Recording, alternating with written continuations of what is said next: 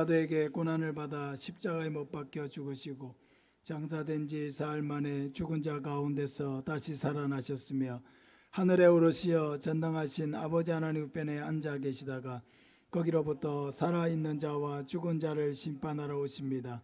나는 성령을 믿으며 거룩한 공교회와 성도의 교제와 죄를 용서받는 것과 몸의 부활과 영생을 믿습니다. 아멘. 찬송가 323장 찬송드리겠습니다.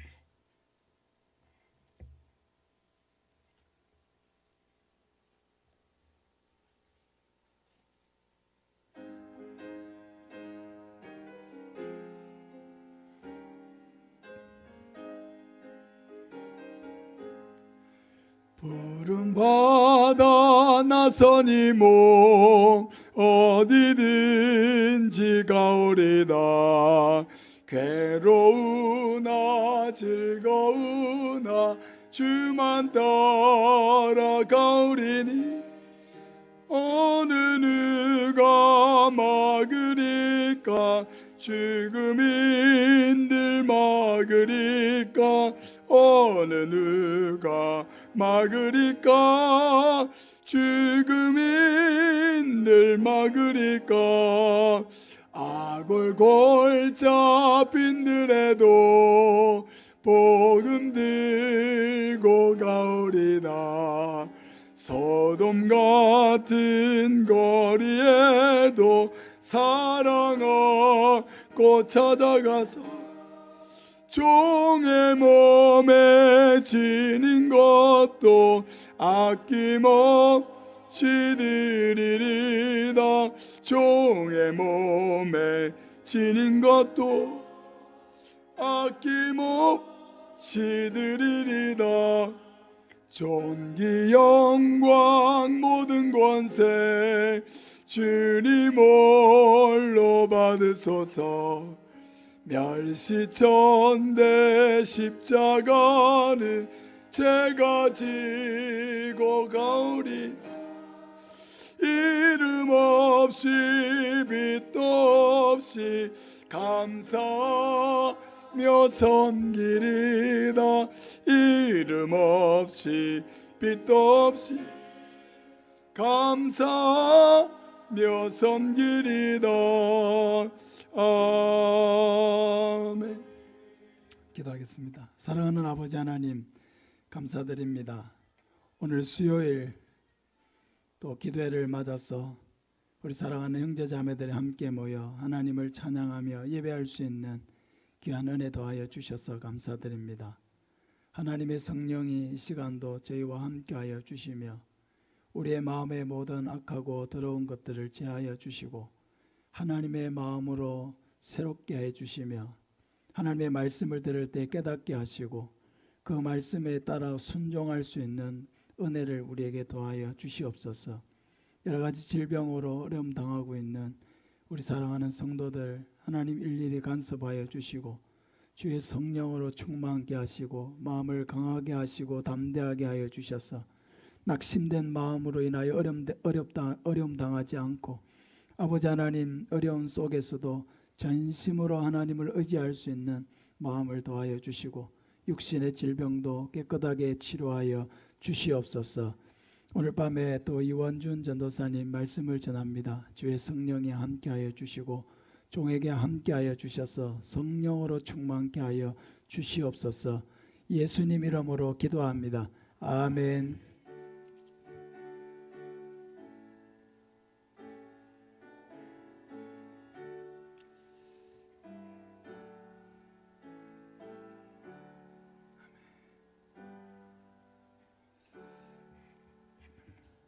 하나님 우리에게 주시는 말씀은 로마서 신약성경 로마서 1장입니다.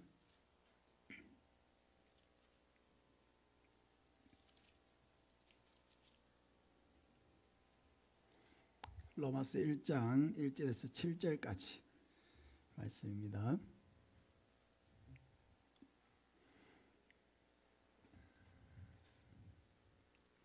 한 절씩 교독하고 7절은 같이 읽습니다. 예수 그리스도의 종 바울은 사도로 부르심을 받아 하나님의 복음을 위하여 택정함을 입었으니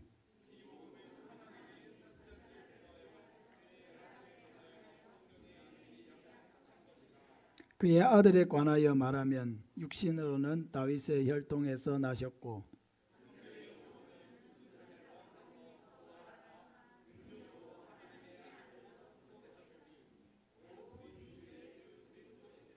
그로 말미암아 우리가 은혜와 사도의 직분을 받아 그의 이름을 위하여 모든 이방인 중에서 믿어 순종하게 하나니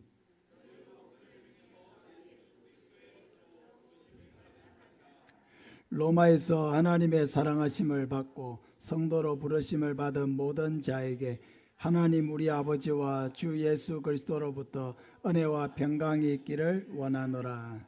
아멘.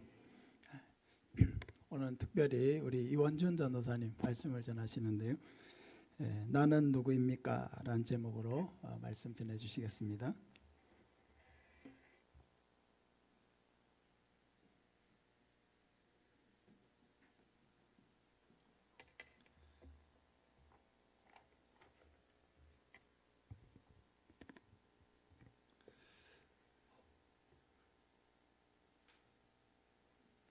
반갑습니다. 네, 오늘 나는 누구인가요? 나는 누구입니까에 대한 제목을 가지고 설교를 하려고 합니다. 예스24라고 하는 책을 파는 인터넷 서점에 들어가면은 나는 누구인가라고 검색을 하면은 굉장히 많은 책이 나옵니다. 제가 한번 확인을 해보니까 나는 누구입니까? 물음표로 검색해도 한 60건이 넘게 나오고 또 나는 누구입니까? 물음표를 빼니까 한 300개가 나오더라고요. 나는 누구인가라는 질문에 대해서 사람들은 진지하게 고민을 하고 또 자기 자신을 찾고 싶어 한다는 것입니다. 자신의 정체성에 대해서 사람들은 끊임없이 질문하고 또 알기 위해서 노력합니다. 그렇기 때문에 현대에는 자기라는 것이 굉장히 중요한 시대입니다. 요즘 MZ 세대들은 SNS에 따옴표 오운완 따옴표하고 이렇게 사진을 올리기도 합니다. 이게 무슨 말이냐고 하면은 오늘 운동 완료라는 말로 자기 자신이 오늘 운동했던 그 사진을 찍어서 올리기도 합니다. 이렇게 그 SNS에 자기 사진을 올려서 자기 자신을 드러내기도 합니다. 뿐 아니라 패션과 명품들로 자신을 드러내기도 합니다.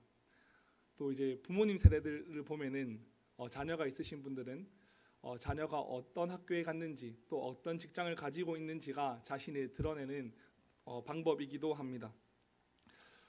사람들은 나 자신을 알기 위해서 또 여러 테스트들을 진행하기도 합니다. MBTI라고 하는 성격 유형 테스트가 있는데 그것을 통해서 내가 누구인지 알려고 노력하기도 합니다. 그리고 또 20년 전에 제가 초등학생 때 유행했던 혈액형으로 사람 성격을 알 수 있었다고 했는데 혹시 다들 아십니까? B형인지 A형인지 O형인지 이런 것들을 통해서 A형이면 좀 소심하다 이렇게 했지 않습니까? 그런 것들을 통해서 자기 자신을 알고 또 이해하려고 많은 노력들을 했습니다. 제가 근데 그런 MBTI 검사를 하고 또 세상에 나와 있는 나는 누구인가에 대한 질문에 대한 책을 읽는다고 해서 나 자신을 알 수 있겠습니까? 이원준이 누구인가라고 했을 때 거제시에서 출생해서 거제 중앙초등학교와 중학교와 고등학교, 거제 중앙초, 중고를 다 졸업하고 고신대학교 신학과에 재학하며 지금 하이교회에서 행복하게 사역하고 있는 전도사다라고 하는 것이 이원준이 누구인가에 대한 답이 될 수 없다는 것입니다. 그래서 오늘 본문을 통해서 나는 누구인가에 대해서 나누어 보고자 합니다. 먼저는 로마서에 대한 이 간단한 개론을 설명할 것입니다. 그리고 바울의 고백을 통해 우리가 고백해야 하는 것이 무엇인지 살펴볼 것이며 마지막으로 그 정체성이 어디에서 나오는가 살펴볼 것입니다. 먼저 로마서는 성경 중의 성경, 또 복음서의 핵심, 바울의 복음서라고도 불리기도 합니다. 이 로마서를 성경을 반지에 비유한다고 하면은 로마서는 보석이다라고 할 정도로 중요한 책이고 중요한 책입니다. 또 어떻게 보면 또 위험한 책이기도 합니다. 왜냐하면은 이 로마서는 2000년 동안 많은 사람들에게 영향을 미친 책이기 때문입니다.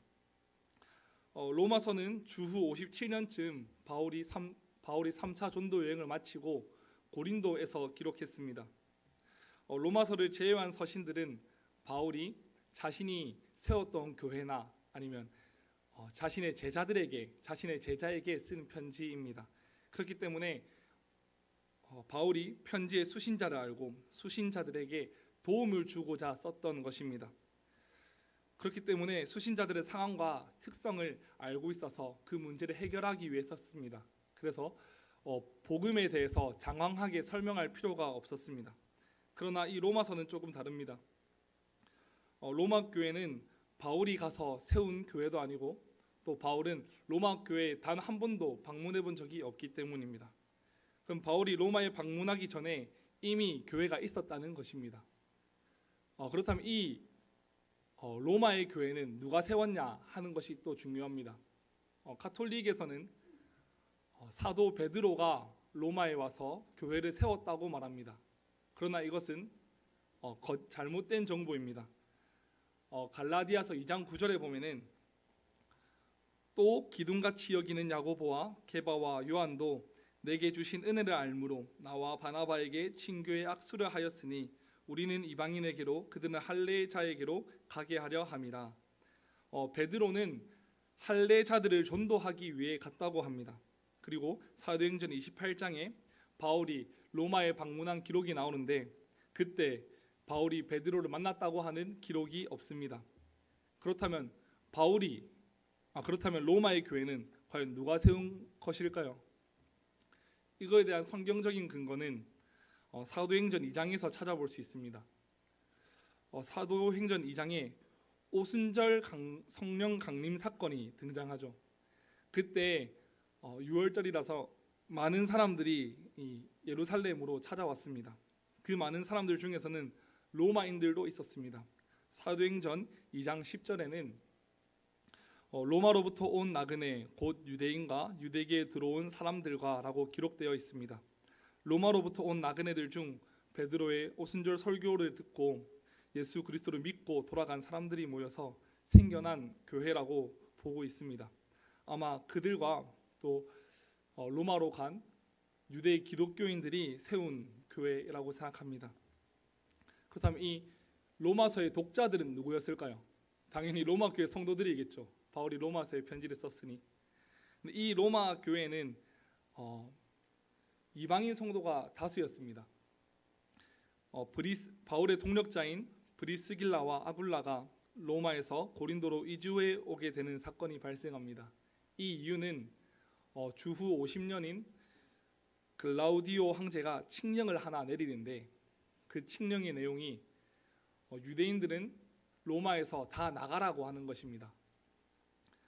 로마의 역사가 수에토니우스는 그리스도라고 하는 사람에 의해서 폭동과 테러가 일어났기 때문에 글라우디오 황제가 로마에서 유대인들을 다 내쫓았다고 기록합니다. 그래서 이 부분은 사도행전 18장 2절에 로마를 떠나 고린도에 왔다고 이야기하고 있습니다. 당시 그랬으면 이 브리스길라와 아굴라 부부뿐만 아니라 많은 사람들이 로마에서 추방당했겠죠. 그렇다면은 이 로마 교회 남은 자들은 이방인 기독교인들만 남았습니다. 그리고 약 5년 후 글라우디오 황제가 죽고 유대인들이 다시 로마에 들어갈 수 있게 되었습니다. 5년이라는 유대 기독교인의 공백 시기 동안에 로마 교회는 이방인 기독교인들이 많이 성장했습니다. 로마 교회는 이방인들이 다수이고 유대인들이 소수인 그런 교회였습니다.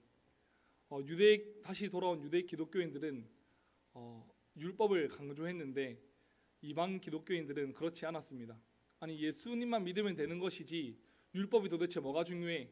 그런 거 안 지켜도 괜찮아 라고 했던 것이죠. 그렇기 때문에 이 로마 교회에는 소수의 유대인과 또 다수의 이방인 기독교인들 사이에서 갈등이 있었습니다.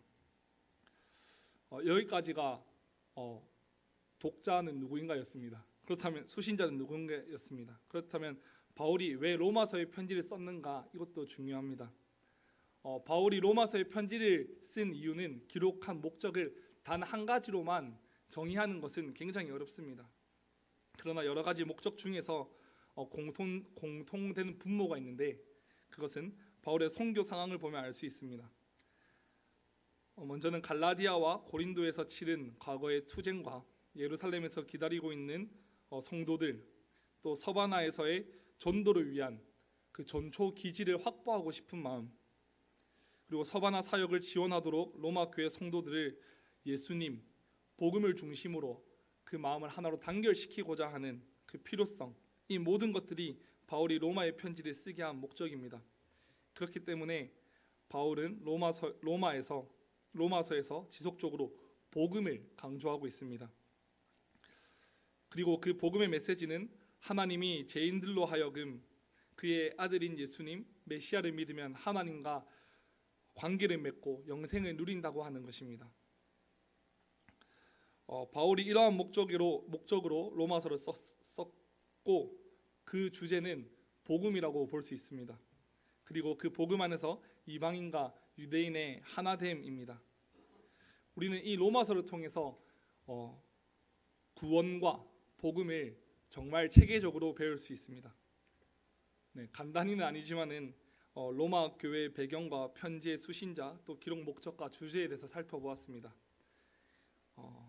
이제 다음으로 넘어갈 것은 정체성에 관한 이야기입니다. 바울은 1절에 자신을 소개하고 있습니다. 우리 다 같이 1절 읽어보겠습니다. 시작. 예수 그리스도의 종 택정함을 입었으니. 아멘. 1절에서 바울이 자신을 뭐라고 소개하고 있습니까? 예수 그리스도의 종, 또 사도, 그리고 복음을 위하여 부르심을 받았다. 이렇게 사도 바울은 자신을 소개하고 있습니다. 이 말씀을 통해서 하나님께서 우리에게 요구하시는 정체성이 무엇인지 살펴보려고 합니다. 첫 번째는 예수 그리스도의 종 바울입니다. 예수 그리스도의 종, 이 편지를 읽은 로마 교회 성도들은 아마 깜짝 놀랐을 것입니다. 충격을 받았을 수도 있습니다. 왜냐하면 바울이 자기 자신을 예수 그리스도의 종이라고 표현하고 있기 때문입니다. 이 종이라고 번역된 단어는 헬라어로 둘로스라는 단어로 쓰여져 있습니다. 이것은 종보다는 노예라고 하는 것이 조금 더 가깝습니다. 바울은 스스로를 나는 예수 그리스도의 노예입니다 라고 말하는 것입니다. 이 당시 로마에서 살아가는 사람들은 노예가 어떤 삶을 사는지, 또 노예라는 것이 어떤 의미를 가지고 있는지 잘 알았습니다. 이 노예는 자기 주장이 없고 또 노동을 하고 주로 전쟁 포로이며 혹시나도 좋지 못한 주인을 만나게 된다면 구타와 폭행을 당하기도 일쑤였습니다. 노예는 자기 인생이 없는 사람입니다. 자기 주장도 없고 나는 누구인가에 대한 질문을 던질 수도 없고 스스로 답을 할 수도 없는 존재입니다. 우리는 그런 사람들을 노예라고 합니다. 이 세상에 노예가 되고 싶은 사람은 한 명도 없지 않습니까? 누구나 노예가 아니라 자유인이 되기를 원하며 또 자유를 갈망합니다. 예수님은 종 되었던 우리에게 이렇게 말씀하십니다. 우리 다 같이 요한복음 15장 15절 같이 읽겠습니다. 시작. 종이라 하지 아니하리니 너희를 친구라 하였노니 내가 내 아버지께 들은 것을 다 너희에게 알게 하였음이라. 아멘. 예수님은 우리를 종이 아니라 친구라고 말씀하셨습니다. 그리고 바울은 갈라디아서 5장 1절에 그리스도께서 우리를 자유롭게 하려고 자유를 주셨으니 그러므로 굳건하게 서서 다시는 종의 멍에를 매지 말라고 말했습니다. 그런 바울이 자신을 나는 예수님의 종입니다. 나는 예수님의 노예라고 말하는 것입니다. 왜 사도 바울이 자신을 그렇게 얘기하는 것일까요? 이 바울은 가말리엘의 문화생이었고 또 구약 성경에 능통한 자였습니다. 예수님을 모르는 바울은 자신에게 예수님은 이단이었습니다. 그래서 예수님을 믿는 자들을 잡으러 다니곤 했습니다. 그 예수님을 잡으러 가는 중에 다메섹 도상에서 예수님을 만나고 지금껏 자기가 핍박했던 예수님이 메시아라는 것을 알게 되었습니다. 그리고 회심하게 됩니다. 이 회심한 바울은 고백하는 것입니다. 나는 예수님의 노예입니다. 나는 예수님의 종입니다 라고 말하는 것입니다. 바울은 이 노예라는 것이 소망이 없는 것으로 이해하지 않았습니다. 이 신명기에는 종을 대우하는 방법에 대해서 신명기법에 적혀져 있습니다. 내용이 무슨 내용이냐 하면은 동족 히브리 노예가 있거든 일곱째 해에는 자유를 선포하라는 것입니다. 그런데 그 노예가 주인의 집을 사랑해서 자유인이 되지 않기를 원한다고 하면은 그 노예의 귀에 송곳을 가지고 뚫어서 영구히 그 집의 종이 되게 하라고 합니다. 이전에는 어쩔 수 없이 종이 되었던 이 노예가 이제는 자기 스스로 노예가 되겠다고 말하는 것입니다. 왜 그런 것이냐? 주인의 집을 사랑하기 때문입니다. 그 주인의 인품에 그 주인의 자기를 베풀어 준 것들 이런 것들에 대해서 주인을 사랑하게 되었기 때문에 이 노예가 스스로 종이 되기를 원하는 것입니다. 우리 같이 말씀 읽겠습니다. 고린도전서 7장 22절 또 고린도전서 9장 19절입니다. 시작. 주 안에서 부르심을 받은 사람은 종이라도 주께 속한 자유인입니다. 마찬가지로 자유인으로 부르심을 받은 사람은 그리스도의 종입니다. 내가 모든 사람에게 자유로우나 스스로 모든 사람에게 종이 된 것은 더 많은 사람을 얻고자 합니다. 아멘. 바울은 그렇게 스스로 종이 된 것입니다. 그는 스스로 사랑의 노예가 된 것입니다. 본문 말씀을 지난주에 정하고 이제 주일 예배를 마치고 집으로 돌아갔습니다. 본가에 갔습니다. 일주일에 한 번씩 보는 아들이니까 어머니께서 말은 안 하지만은 기다리고 있었던 것 같습니다. 월요일 아침에 이제 부모님 청소하시고 또 가족들 아버지하고 형제들은 이제 공장에 일을 하러 갔습니다. 저는 좀 늦잠을 자고 아침에 이제 밥을 먹으러 나왔는데 어머니께서 저도 밥을 차려 주시고 제 밥을 차려 주셨습니다. 그래서 맛있게 먹고 있는데 중간에 동생하고 형하고 아버지가 이렇게 들어온 겁니다. 그러니까 제 밥을 차려 주셨는데 또 어머니께서 중간에 또 가셔가지고 또 밥을 하시는 겁니다. 보면서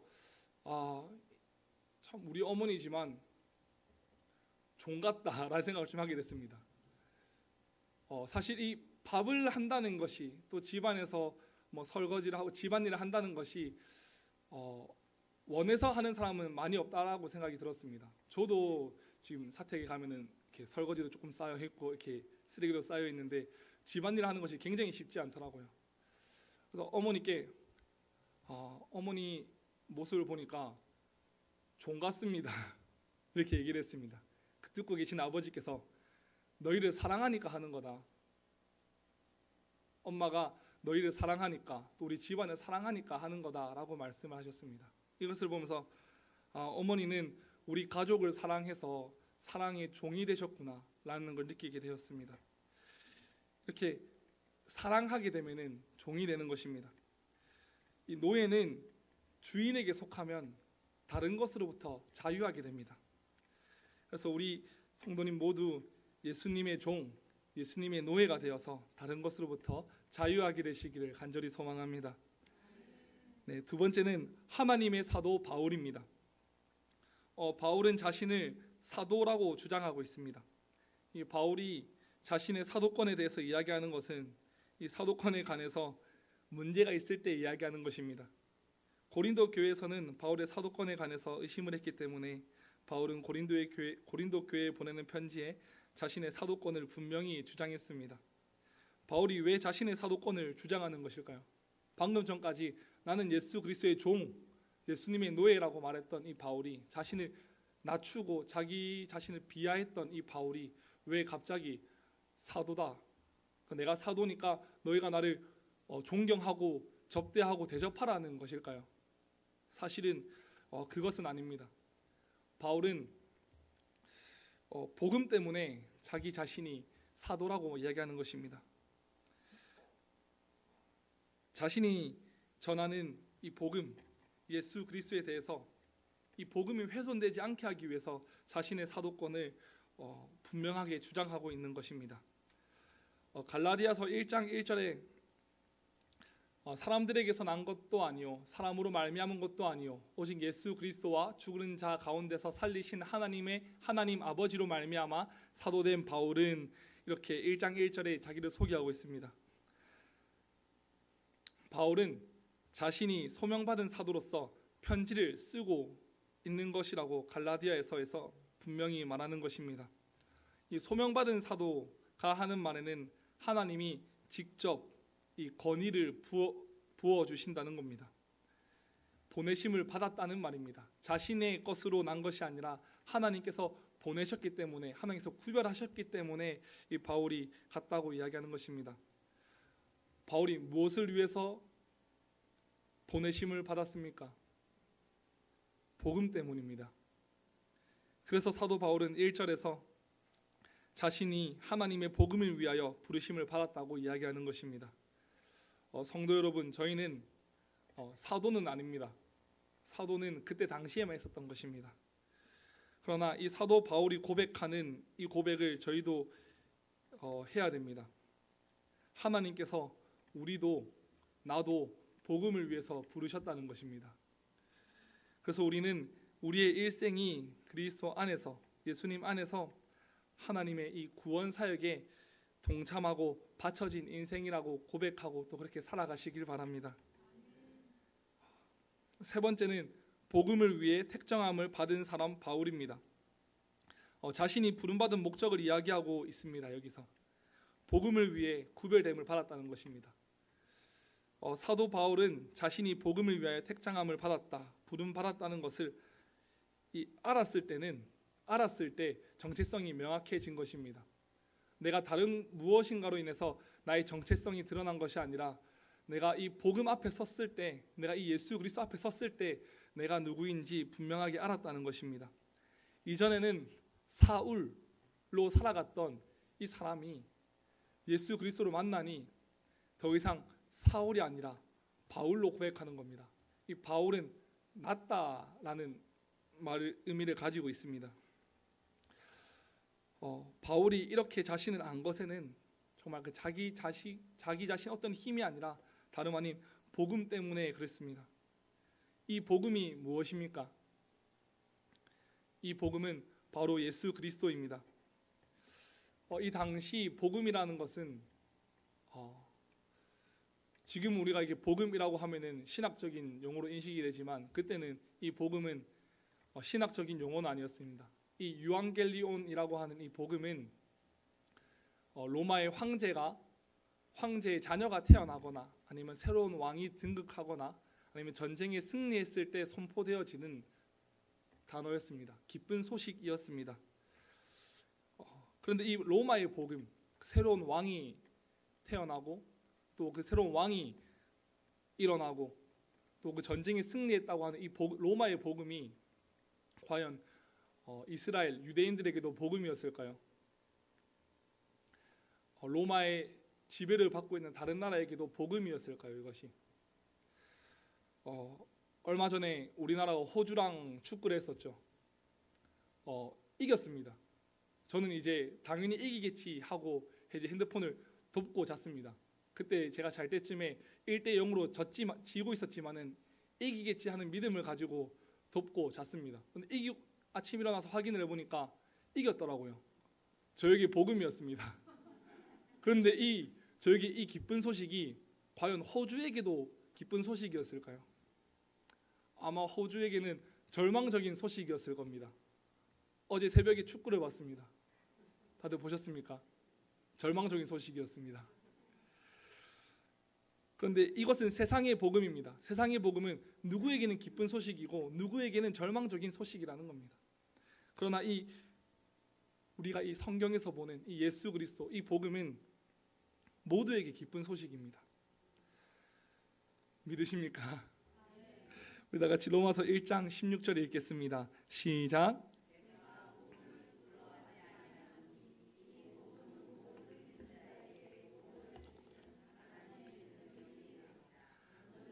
유대인에게요 그리고 헬라인에게로다. 아멘. 이 복음은 모든 믿는 자에게 구원을 주시는 하나님의 능력입니다. 이 복음은 다른 것이 아니라 예수 그리스도를 말하고 있습니다. 우리는 이 복음이 예수 그리스도라는 것을 동의하고 있기 때문에 이곳에 앉아 있습니다. 믿으십니까? 네. 예수님께서 우리를 어떻게 구원하셨습니까? 우리를 사랑하셔서 우리를 위하여 육신의 모습으로 이 땅에 오셨습니다. 그분은 성경에, 구약 성경에 미리 약속되어 지신 그대로, 약속대로 이 땅에 오셨습니다.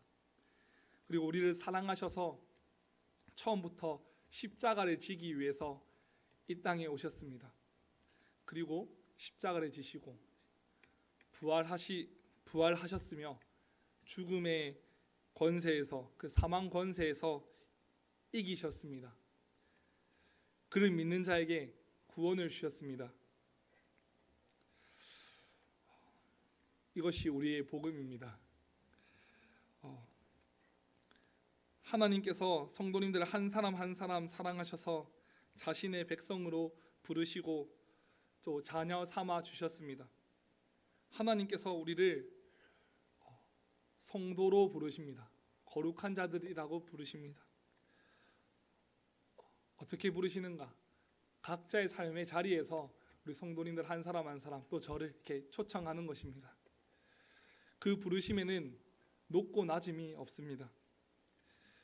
예수 그리스도의 종이라고 하는 것이, 또 택정함을 받았다는 것이, 구별되었다고 하는 것이 우리의 정체성입니다.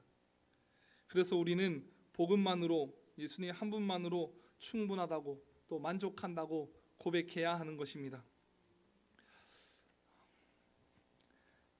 이전에는 높아지려고 했던 남들보다 나은 사람이 되고 싶었지만 이제는 그리스도의 종이 되어서, 노예가 되어서 예수님을 주인 삼아 다른 것으로부터 자유하시기 바랍니다. 예수 그리스도의 종이 되지 아니하면은 끊임없이 높아지려고 합니다. 저도 그랬던 것 같습니다. 그리고 사도라는 정체성을 기억하시기 바랍니다. 하나님께서 우리를 그냥 부르신 것이 아닙니다. 복음 때문에 우리를 부르셨습니다. 또 우리를 구원하시려고 부르셨습니다. 또 구별되었음을 기억하시기 바랍니다. 이전과 같은 삶을 사는 것이 아니라 구별된 자로서, 구별된 성도로서 삶을 살아가시기 바랍니다. 내일 모레부터 설이 시작됩니다. 아주 복된 소식이지요. 직장인들에게는 좀 쉬는 날이고, 또 자녀가 있으신 분들에게는 또 오랜만에 자녀를 보는 아주 기쁜 날입니다. 이 기쁜 날에, 이 좋은 명절에 가장 좋은 소식이 집안에서 선포되어지길 간절히 바랍니다. 이 복음을 깨닫지 못한 자녀들이나 또 친척들이나 또 만나게 될 친구들이 있다면은, 그래서 아직 내가 누구인지 몰라서 방황하고 있는 사람이 있다고 하면은 그 사람들에게 가장 기쁜 소식인 복음을 전하시는 우리 성도님 모두가 되시기 간절히 소망합니다. 아멘. 기도하겠습니다. 합니다. 하나님께서 우리를 한 사람 한 사람 그냥 부르신 것이 아니라 그분의 부르심에 따라서 복음을 위해서 또 우리를 구원하시려고 부르셨다는 것을 우리가 알았습니다. 하나님, 이 사도 바울이 고백했던 예수 그리스도의 종, 또 사도된 바울, 또 하나님의 복음을 위해서 택정받았다는 것이 우리의 고백이 되어지게 하여 주시옵소서. 그리하여서 우리가 스스로 예수 그리스도의 노예가 되어 높아지려고 하는 것이 아니라 끊임없이 낮아지려고 노력하며 정말 예수 그리스도께 매여 다른 것으로부터 자유한 우리들이 되게 하여 주시옵소서. 그리고 우리가 사도임을, 우리가 그 사도의 그 신앙 고백을 우리가 본받게 하여 주시옵소서. 우리를 그냥 부르신 그 자리 가운데서 우리의 부르심을 몰라서 낙심하고 주저앉아 있는 것이 아니라 우리를 그 복음을 위해서 부르셨다는 것을 믿고 우리의 삶의 자리에서 예수 그리스도와 동행하며 또 구별된 삶을 살아가는 우리 모든 성도님들 되게 하여 주시옵소서. 하나님 아버지 감사합니다. 이번 설 명절 가운데 정말 이 기쁜 소식이 가정 가운데 선포되어지게 하여 주시고 또 이 복음을 부끄러워하지 아니하고 담대하게 선포하는 우리 모두가 될 수 있도록 주님 도와주시옵소서. 감사합니다. 사랑합니다. 예수 그리스도의 이름으로 기도합니다. 아멘.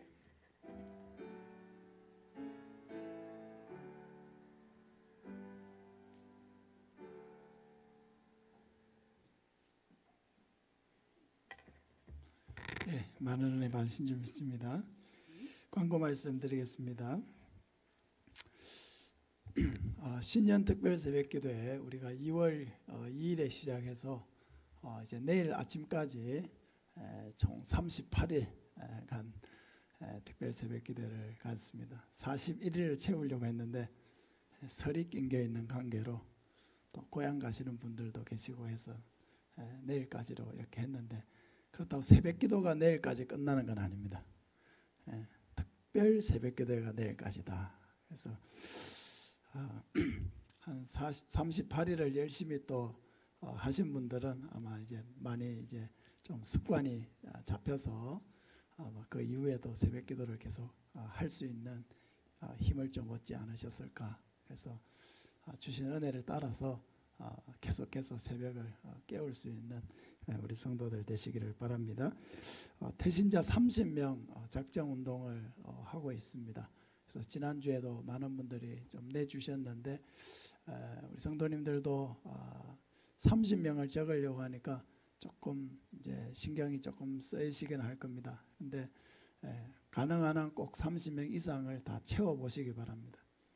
그래서 이 사람은 내가 다 안 챙겨도 괜찮습니다. 일단 내가 기도 대상자의 30명을 품는 게 가장 중요합니다.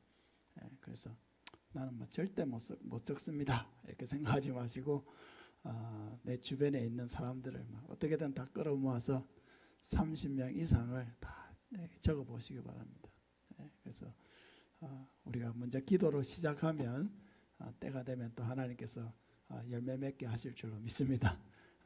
내보고 다 하라고 책임을 맡기는 게 아니고 우리가 기도를 시작하면 하나님이 하시는 일을 우리가 볼 수가 있고 동참할 수가 있습니다. 직원 교육이 우리 설 지나고 그 다음 주 2월 18일 주일 매주일 오후 예배 후에 새가족실에 모여서 직원 교육을 갖습니다. 한 3개월 정도 진행될 예정에 있습니다. 설 명절을 맞아서 고향에 가시는 분들 안전하게 다녀오시기 바랍니다. 사고 없이 안전하게 잘 다녀오시고 또 지난 주일날 우리 들었던 말씀을 기억하면서 부모님 기쁘시게 해드리고 또 우리 부모님들은 또 찾아오는 자녀들을 믿음으로 이끌 수 있는 그런 시간이 되시고 또 가족들 간에 서로 최선을 다해서 배려하는, 오늘 말씀 들으면서도 그런 은혜가 있었는데 사랑하면 종이 될 수 있다. 참 마음에 깊이 와닿았습니다. 우리가 사랑하면 누구의 종이든지 기쁘게 종이 될 수가 있습니다. 그래서 우리가 명절에 그런 사랑의 마음을 품고 기꺼이 서로의 종이 되어 주시기를 바랍니다. 우리 주님 가르쳐주신 기도로 마치겠습니다. 하늘에 계신 우리 아버지여, 이름이 거룩히 여김을 받으시오며 나라가 임하시오며 뜻이 하늘에서 이루어진 것 같이 땅에서도 이루어지이다.